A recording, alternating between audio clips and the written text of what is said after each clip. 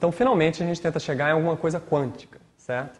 Então, um sistema quântico, por natureza, é a luz, né? Isso foi, na verdade, um dos lugares onde a mecânica quântica começou. Foram problemas com a análise de como funcionava a luz, né? Há mais de um século atrás. Então, a gente pode fazer essa experiência com luz, né? Então, a experiência com luz é assim. Aqui você põe uma lanterna. Se você quiser, você pode escolher uma lanterna muito bem feita, certo? Que emite só um fóton de cada vez. Um fóton é o mínimo de luz que você pode emitir, é uma partículazinha de luz. Então, essa lanterna está emitindo muito pouca luz. Um fóton de cada vez. Aqui você tem essas duas fendas, que você pode tampar ou deixar abertas. E aqui você tem detetores. No caso da metralhadora, eram caixinhas de areia. No caso da onda, eram boias. Esses detetores são fotodetetores. É um aparelhinho que faz um clique quando chega um fóton. Existem aparelhos tão sensíveis assim. O olho humano, na verdade, é bastante sensível para isso. Então vamos fazer a experiência agora. As 3 experiências, né? Primeira experiência, você bloqueia aqui, os fótons passam, tem que passar pela de cima, porque aqui você não está deixando eles passarem. Quando você vai olhar quais foram os detetores que clicaram, indicando a chegada do fóton, você vê que esses aqui de cima clicaram mais do que os de baixo, certo? Então isso aí é muito parecido com as balas, né, de metralhadora. Porque elas realmente chegam aqui, não chega meio fóton nunca, tá? A luz é toda decomposta em fótons, em pacotezinhos, né? E eles chegam com mais frequência aqui em cima do que aqui embaixo, com uma probabilidade maior em cima do que embaixo. Se você tampa de cima, acontece a mesma coisa, mas claro, com uma concentração maior nos detetores de baixo, né? Então isso aqui é uma figura que é indistinguível do que a gente tinha visto com as balas de metralhadora, né? O interessante acontece quando você deixa as duas fendas abertas.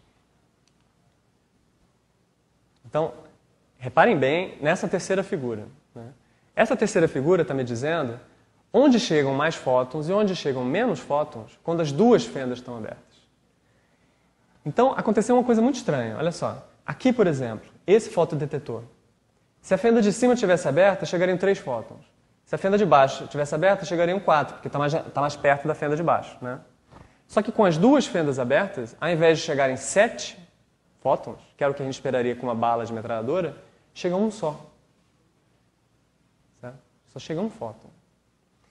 E nesse lugar aqui, por exemplo, onde você tem muitos fótons chegando, a gente tem poucos fótons que chegam de uma fenda, poucos de outra, mas tem muitos que chegam quando as duas estão abertas.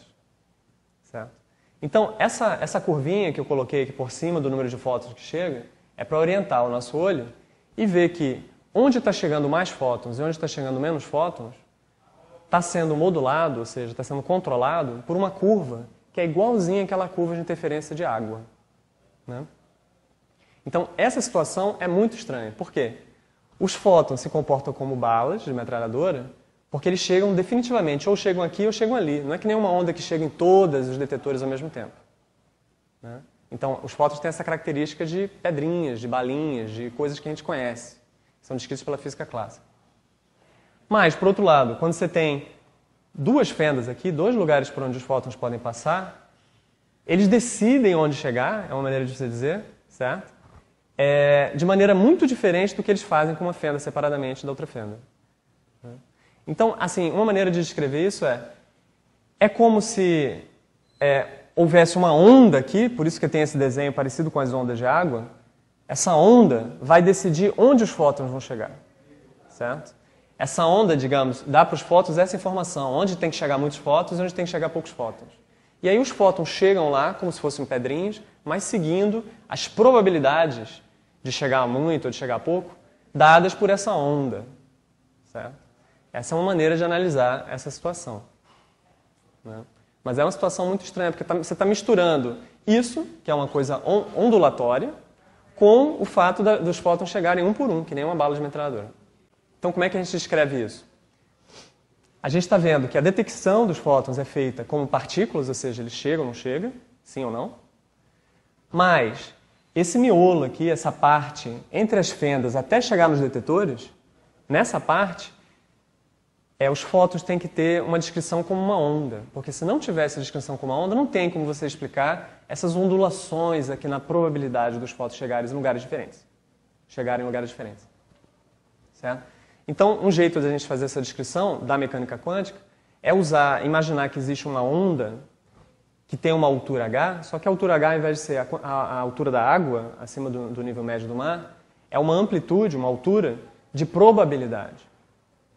De maneira que esse H é uma coisa abstrata, né? É uma onda de probabilidade que você não vê, né? Mas você vê uma manifestação dela, por quê? Essa onda de probabilidade, a probabilidade de você detectar o fóton em cada lugar vai ser proporcional à intensidade dessa onda, que nesse caso é a altura ao quadrado, certo? Então a onda é como se aqui tivesse realmente uma onda de água, mas não é de água, é uma coisa abstrata. Vai dizer para você onde as coisas podem chegar, onde os fótons podem chegar. E onde eles vão chegar depende não da altura da onda em cada ponto, mas sim da altura ao quadrado.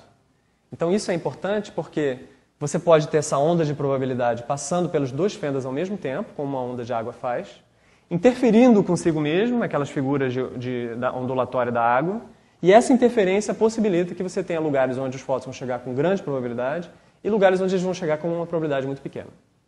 Certo? Então, essa descrição de objetos como fótons, usando uma onda de probabilidade, tá? Uma amplitude de probabilidade que você tem que levar ao quadrado para encontrar uma probabilidade, é a novidade que a mecânica quântica introduziu.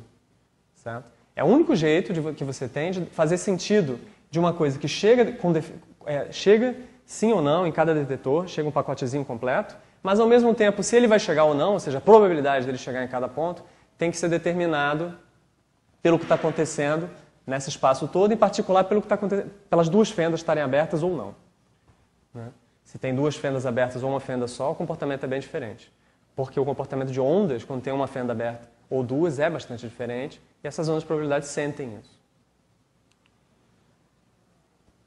A gente pode fazer essa experiência, se vocês acham assim, isso talvez seja uma coisa de ótica, né? Tem a ver com luz. Né? De repente, quando você fizer essa experiência com outros objetos, com elétrons, por exemplo, você não vai ter o mesmo efeito. Então isso aqui é uma experiência que foi feita com elétrons. Okay? Foi feita com fótons e foi feita com elétrons. Com elétrons foi feita pela primeira vez na década de 80. Você tem uma espécie de lâmpada que emite elétrons. É um filamento aquecido que emite elétrons. Você pode emitir um elétron de cada vez também. Os elétrons passam por aqui, eu não vou nem dizer se passam por uma fenda ou pela outra, certo? Eles simplesmente se propagam. Você não está olhando, você não sabe. Mas você sabe que eles chegam aqui. Isso aqui é uma tela detetora de elétrons, do jeito que um monitor de raio catódico, ou uma televisão antiga, detecta elétrons, certo? O elétron chega e acende uma luzinha, indicando que o elétron chegou. Então, se você tampa essa fenda, eles chegam mais por aqui, né? Como você espera com uma bala de metralhadora. Tampando aqui, eles chegam mais por aqui. E quando você abre as duas fendas, eles chegam dessa forma. Certo? Então, um elétron, que não é um fóton, é uma partícula mesmo, com massa, né, que faz parte de todos os átomos que a gente conhece, se comporta dessa mesma forma que os fótons. Certo? Ou seja, existe uma espécie de onda que passa pelas duas fendas ao mesmo tempo, interfere consigo mesmo aqui no meio e que vai dizer onde é que os elétrons têm que chegar com mais probabilidade, onde é que eles têm que chegar com menos probabilidade. Certo? Então isso é bem curioso. Esse tipo de interferência, essa descrição de onda entre a emissão de uma partícula e a detecção da partícula, é uma coisa que acontece com tudo em mecânica quântica. Todas as partículas são descritas como onda. Certo? E essa onda vai dizer para a gente quais são as medidas que você pode fazer em um sistema geral. Não precisa ser um elétron, pode ser um átomo, uma molécula. Certo? Isso é geral, bastante geral. E por ser uma onda, ela pode interferir consigo mesma e dar origem a essas oscilações na probabilidade das coisas acontecerem.